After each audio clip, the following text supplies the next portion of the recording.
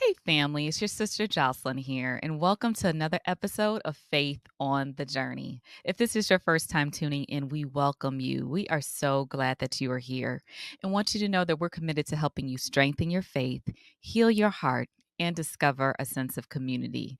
And we do so through a variety of ways by connecting you with a team of Christian counselors who specialize in trauma informed care and grief counseling. We also offer trauma healing groups and we help churches to form trauma healing ministries. You can learn about these resources and so much more by visiting our website at faithonthejourney.org. Again, that is faithonthejourney.org. Now, today I have a sister in ministry who I've worked with, and we are in an organization called Rise, and she's doing some amazing things for the church in the professional field, and she's here to bless us today to talk about becoming a trauma healing church. I have with us today Reverend Tennille Power, who currently serves as the pastor of Hazelcrest Community United Methodist Church and the CEO and creative director of Serenity Coaching and Counseling. She is a proud Chicago native and actively serves with the Northern Illinois Conference through her work on Becoming Beloved Community, the Black Healing Collective, the Champion Team, which is a subset of the Anti Racism Task Force. She holds advanced degrees in theology and counseling. And in addition to her work as a pastor and mental health professional, Reverend Power is a trained yoga instructor and believes in the wholeness and well being of all. We're so excited to have her here with us today. Thank you so much, Reverend Power, for accepting my invitation. Oh, thank you for inviting me, Reverend Jocelyn. So good to see you. Thank you. Thank you so much. And I would love for you just to start off by sharing a little information about yourself. I talked about your bio, but just tell us a little bit about, your background and what led you into doing ministry. Sure. Well, first, my background. I am a mental health professional, a clinical mental health counselor. I have been that and in ministry for probably combined over 20 years. My work began at the YWCA Metropolitan Chicago, where I was the former center director of the Parks Francis Center. And where that landed was it was the only rape crisis center serving the entire south side of Chicago. And that's where I believe my anti-violence and pro-womanist work began. And then I naturally and organically expanded that into ministry, where I try to marry psychology, theology together. Because oftentimes we don't talk about one or the other in each other's spaces. And particularly when working with communities of color, that's critical. Because people want to bring in their God, their higher source in the conversations when they're talking about healing and particularly healing from trauma. So we bring them both together and they have worked beautifully so far. And I've been very intentional as a pastor to bring those issues to the forefront in this sermonic moment and into the building so that it truly does become literally a safe sanctuary. A safe sanctuary. I love that term. And that speaks to what we're focused on today in terms of helping faith communities to become places of healing, trauma healing churches. And so I would like to start off by asking you, how has trauma impacted your community, your congregation? What did you notice? When you look at the statistics on domestic violence and sexual assault, where there's 1 in 3 or 1 in 6, that means somebody in your congregation has been impacted. And that could be a man or a woman or a child. And so I always bring that with me, and that it takes time for people to build rapport with you and to trust you to even share those stories. Or some come right out of the gate and share those stories. In my particular congregation, I've definitely have journeyed with people around grief. There's been a lot of loss, and I think it's been universal, honestly, with a lot of congregations right before the pandemic, in the pandemic, and as we are living through the pandemic. A lot of grief, a lot of loss, whether it be through COVID, whether it be through age, whether it be through gun violence. People are losing their loved ones, which it seems like at a higher level than what we have been traditionally experiencing. And so grief is trauma, and how families navigate that and what the family support system looks like. I always try to have my ear to the ground, my ear to the congregation to see what they need, and definitely mental health. The pandemic definitely has hit all of us in a different way. There were some who their introverted side was fed and they were like, I'm okay with this. but so many more just feeling the isolation has been hard. And even trying to transition back into the world and what that looks like, it's still hard for a lot of people. And so just being able to, because that's a piece of that is loss. People lost their sense of freedom, people lost their sense of security during this time. And so how do we reestablish that, and come back into community? And some people have lost their sense of normalcy, because we will never go back to the way we were. And so it really is establishing a new normal. And some people are resistant to that. And so trying to get them to get to a place where they understand that a new normal is okay. It's here. And how can we navigate that safely? Yeah, it is here. And that is a good point because prior to the pandemic, you sound like you were actually helping individuals to address certain things around trauma. You were very vocal about it in your congregation. But then the pandemic added a new level of trauma that everyone was going through collectively. And so I wonder how your approach might have had to change as a result of the pandemic and the new normal that you're describing as it relates to helping people to begin to navigate their grief and also begin to heal from the trauma that they were experiencing. Yeah, a lot of that. Yeah, we had to be very unique and creative. I was sharing with someone the other day that since the beginning of the pandemic, I believe I've officiated over 30 funerals. And a lot of that at the beginning of the pandemic was very hard because we, particularly in communities of color, we very much take the funeral moment as a time of community. And so a lot of people, we're used to our families coming from here and there and everywhere and coming to share grief. We're used to people bringing the food to the house, whoever house it is, bringing the chicken and the peach cobbler and all of those things. We didn't have that. Some families probably did, on the side, but now we have things like, are you vaccinated? We have to, sit 6 feet apart. Are we social distancing? And that was really hard for a lot of families. Again, at the height of the pandemic, really just like, okay, we can only put 20 people in here, and having those very hard conversations like, okay, who this person has at least 400 family members, around the world. And now we had to reduce that to 20. Navigating what that meant for people, but being creative in that we have virtual funerals and virtual visitations so that people could still feel connected. There was one that we had reached our capacity, and then people were outside, and just waiting, and they were on Facebook Live and watched it. And so we had to envision what community looked like a little differently, which was hard, but people realized we had to do that. I did a series this past July on mental health and the Bible, and really kind of normalizing what it is that we're going through.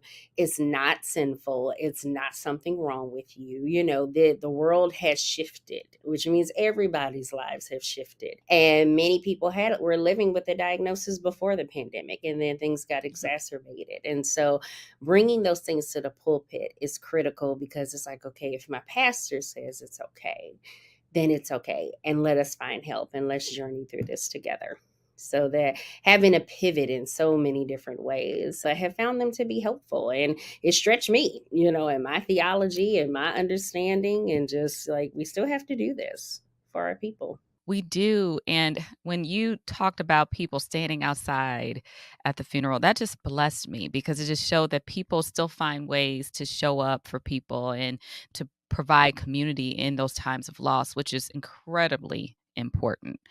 And I think being stretched is an understatement when it comes to this pandemic. None of us were prepared or ready for this. I know that COVID is here, right? So we're still trying to figure out how we're going to navigate COVID moving forward. But now that maybe it's not at its height and people are starting to come back to church, but they're still living with the aftermath of the grief, the loss, the trauma, and again, the trauma that existed prior even to COVID.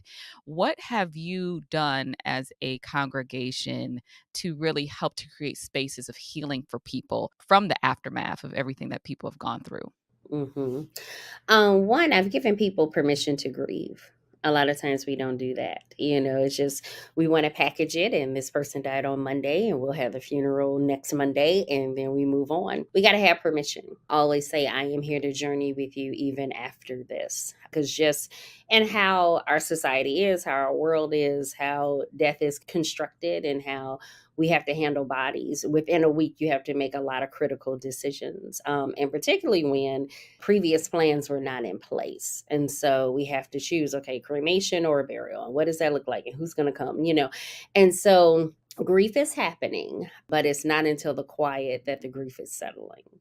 And that's when I remind people, like, this is where it's going to become important. And this is where I'm here if you need me to come and wash dishes, because you can't get out of bed now, because we've been so accustomed to going and moving and planning that once it's over, once the formality is over, then that's when the grief is settling, and giving people permission, like, it's okay, to still go through that. There's no check line, there's no checklist or baseline. Like, okay, it's been 6 months, I'm okay.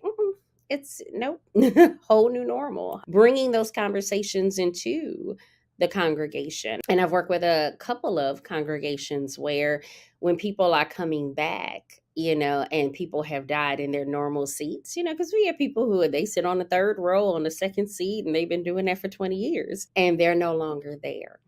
That's a grief moment.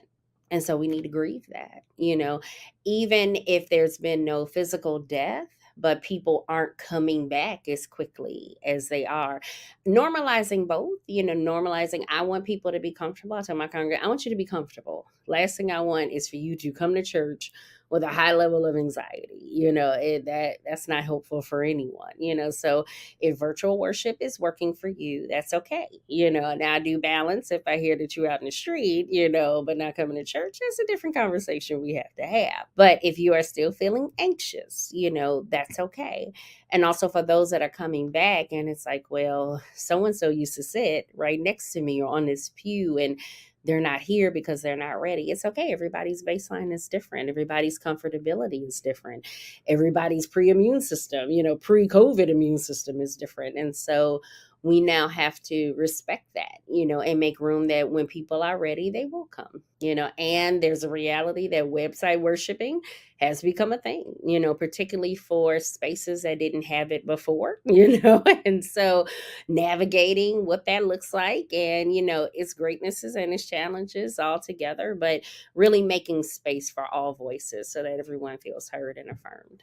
That's key, right? Because I realized, especially when things were happening in the early stages around COVID, some people were really condemning individuals, like, "You don't have enough faith," to still show up, and even now, and it's like, that's not helping the situation. I think one of the forms of trauma that people have experienced is trauma from the church, from feeling condemned and feeling hurt, and I would love for you to kinda talk about that and how you might have come across people who've experienced church hurt, experienced some type of spiritual abuse, and how you were able to help them to feel more comfortable in a church setting again because of that type of experience they've had. Oh, yes. Church hurt is real. Even outside of COVID, if you've had people who were sexually abused by someone in leadership in the church and justified it, right? Or even the church body supported the perpetrator and not the victim. Because then that's where we have these false theologies around forgiveness and what that means. And so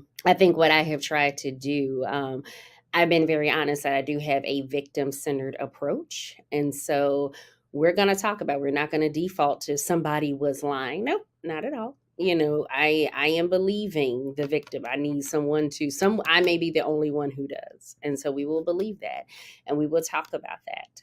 I work in a denomination. I serve in a denomination that has safe sanctuary trainings. And so that is a very key critical component of how we do worship and how we do ministry.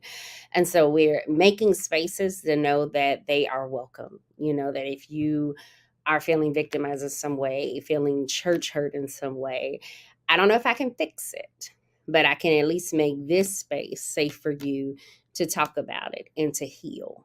Because it is about healing more than about fixing, because the trauma has incurred. And it's not, we cannot go back and undo it, but we can talk about responsibility. We could talk about accountability to perpetrators and what do we need to do? Do we need to burn the space, as far as writing it down and we burn it, or dissolving it, holding people accountable, holding ourselves accountable to getting help and getting treatment and getting healing, whatever that looks like. But first, you just have to open up the space for it to be healthy and for it to be safe for us to even talk about it. That's critical.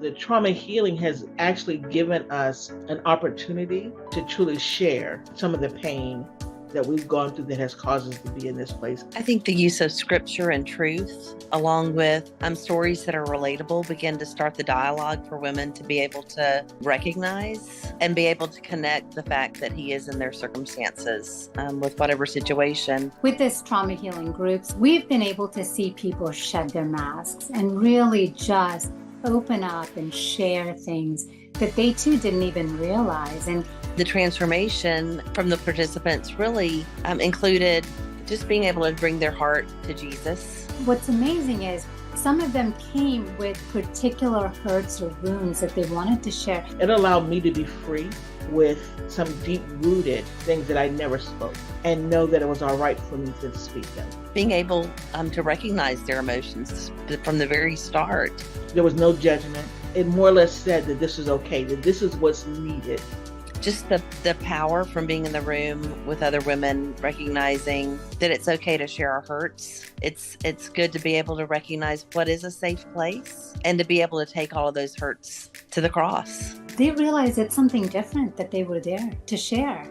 And they found healing in ways that they didn't expect. But once I got to that place of understanding how this kind of really does work, I had a moment of complete release. In that release, I was able to truly open up, even if it wasn't to anyone but to me and God, but to truly open up about some of the things that I had been suppressing or trying to suppress for years.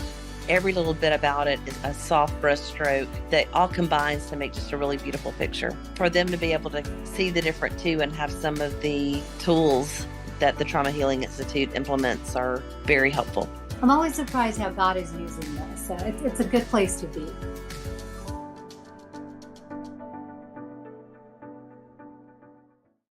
And I love that you said it's about healing and not fixing. I think sometimes we are quick to try to fix someone as, as if, something is wrong with them. They've experienced trauma and they need to be healed. So I just think that's so powerful. And I think when someone has experienced that type of trauma in their life, what are some words of advice that you can give individuals around them in lay leadership, pastors, or anyone who knows them to really walk with them to make them feel safe to get the support that they need? First, I would say believe them. Believe them. I think we have been so conditioned in a patriarchal society, and I'll give it's a heteronormative example, but we're conditioned to not believe the woman and to believe the man, or not believe the person who is subjected to being marginalized. And that's not true. Believe them. Believe them. When we think about recantation, of stories, that's when someone tells a story and then they take it back. There is still some trauma behind that. That isn't like, well, they lied and then they took it back. No, were they being threatened? It takes a lot of courage, to come up against someone who is powerful, or with perceived power, to say that they hurt me. Let's believe them, first of all. And then let's create this space of healing for them. And if the victim and the perpetrator happen to be in the same space, how do we hold the perpetrator accountable to that? What does that look like? Does the person need to be removed? Does it both need counseling, different types of counseling? And so what do we do with that? And not about taking sides, but everyone needs to be healed and starting that journey. But, we have to talk about it. You have to do sermon series so that people know that you are even aware of what's happening. So many times I've heard crazy interpretations, misinformed theological interpretations of the David and Bathsheba story. I have heard from pulpits that Bathsheba was considered the side chick, and it's like, no, that's not what happened. Or that Hagar was considered the side chick, and it's like, no, that Bathsheba lured David. Absolutely not. So it starts with what we have heard in the church, using biblical language, and deconstruct that and rightfully inform people of what these stories mean and what it does say. One of my earlier clients that I had years ago shared she was being abused by her husband, who was a deacon in the church. And they both came to me for a counseling, and he confessed, and said, I was told you marry for better or for worse, and this is just our worst. And just like, yeah, no, that's not what that means. And taking the time to really deconstruct, unlearning what we have been taught to get, and then create new paradigms and new understandings of learning that are much more empowering and make sense to us. Yeah, there's a lot of deconstructing. And until we name it, and I appreciate how you said you have to preach about it too as the spiritual leader, addressing it publicly, that's a major step. What else in terms of changing the narrative in education outside of the pastor starts there, but what are some other practical things that could be done to raise awareness? I would suggest having ministries in your church where a lot of times, depending on where the theological stance of the congregation is, you'll have a social justice ministry that will talk about economic justice, that will talk about racial justice. And those are critical. But when do we talk about gender justice? And that's where we can talk about domestic violence, we can talk about sexual assault. And in each one of those justices that I named, there is room for that. Usually in economic justice, there is a level, injustice, there's a level of domestic violence there.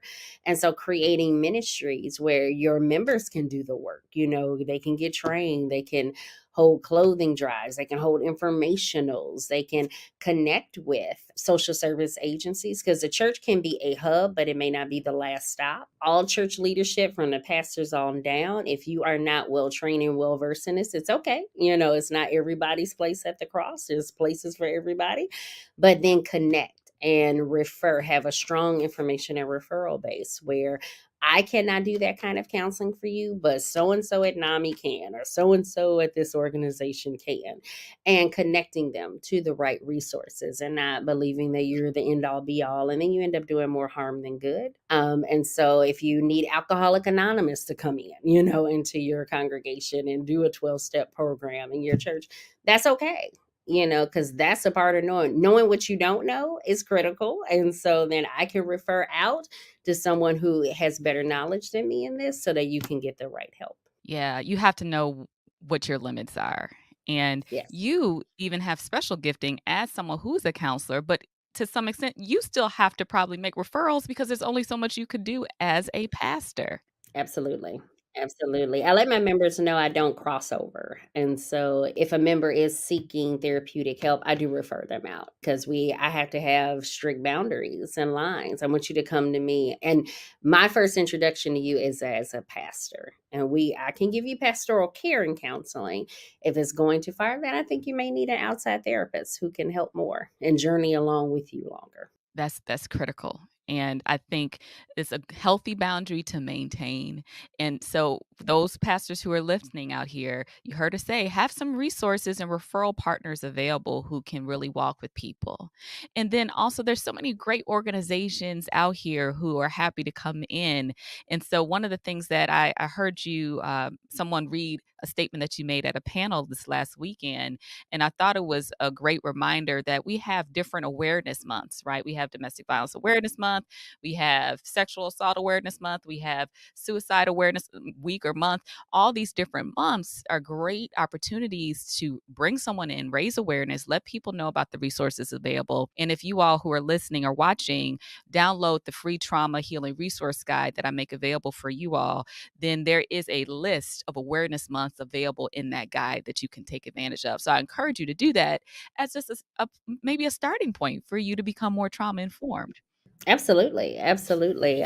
For every October and April, I have a sermon series around Domestic Violence Awareness Month and Sexual Assault Awareness Month. 2 years ago, I had all men come in, and October, ironically, typically has 5 Sundays. So I'll do the first Sunday, it was Communion Sunday, but then the rest of the men preach about domestic violence. So that creates a very different paradigm and dynamic that I'm hearing this male preacher preach about domestic violence, and I'm having a wonderful guest speaker coming in April to talk about Sexual Assault Awareness Month. And so, yeah, it's critical. And that it really is an easy way to start, even minimally put in your bulletin. mention it out, encourage your ministries to talk about it and to have some centering focus in that month. That is incredible. And I'm so curious as to your thought process around having men preach on this topic because it's such a paradigm shift. What's the thought process behind that? Typically, those areas of domestic violence and sexual assault are seen as women's issues.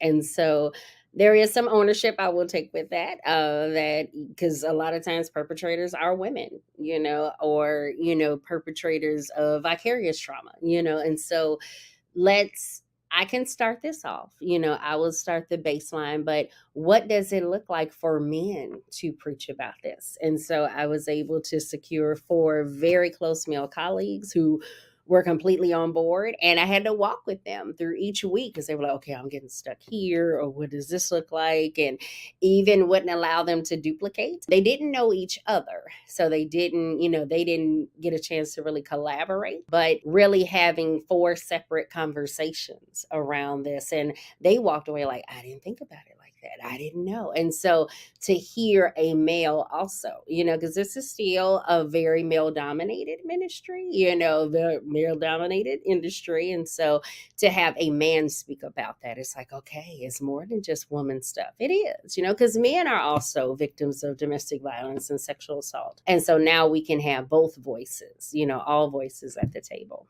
So cool. I love it. And Reverend Tennille, as we begin to wrap things up, what are some final words of advice would you offer faith leaders and church communities around this topic? And why is it so important for faith communities to be a place of healing? The church has always been and should continue to be a beacon of light, a beacon of hope, and particularly in communities of color, that first starting point of social justice and justice in general. And so it is imperative that we be that place that is safe. It is imperative that this is the messaging that you hear. If not first, it is one of the many institutions that will encourage you and empower you, and you will hear these messages. Because people will still come to the church for help or for healing, for critique, and all of that. And so it is incredibly paramount that we are prepared as church and ministry leaders to answer the hard questions, to be able to have the courageous conversations and not shy away from them. And it's amazing what you will learn and the journey that you will go on in stretching yourself, by helping others in this way. We can't, say that we're serving the poor and feeding the hungry and clothing the naked when we're not also not in tuned and spiritually nourishing the soul. Amen. Thank you so much, Reverend Tennille. You're a blessing to me and you're a blessing to those you serve. So thank you for taking time out of your schedule to be with us today. Absolutely. Thank you for inviting me. This has been wonderful. And thank you for the work that you are doing for Faith on the Journey. I appreciate it, Reverend Tennille. And thank you all for tuning into today's episode. I hope that you take this information back to your faith community and really consider how you can become a place of healing for your members. And if this is your first time tuning in, I hope it's not your last. Please subscribe. You can find us on YouTube, Facebook, on Apple Podcasts, Spotify, and just many different outlets as we try to get this message out to the world. If you enjoyed this episode and you're listening on Apple Podcasts, please leave us a 5-star review. Take just 1 minute to do so. That actually means a lot to me. I check every review each week, and it just helps us to reach more people with this message. And if you are looking for a Christian counselor, also just know we're available. We have a team of Christian counselors who are here and ready to serve you. You can check out these resources and so much more by visiting our website at faithonthejourney.org. So that's it for this week. Thank you again for tuning in. And until next time, you keep your faith on the journey.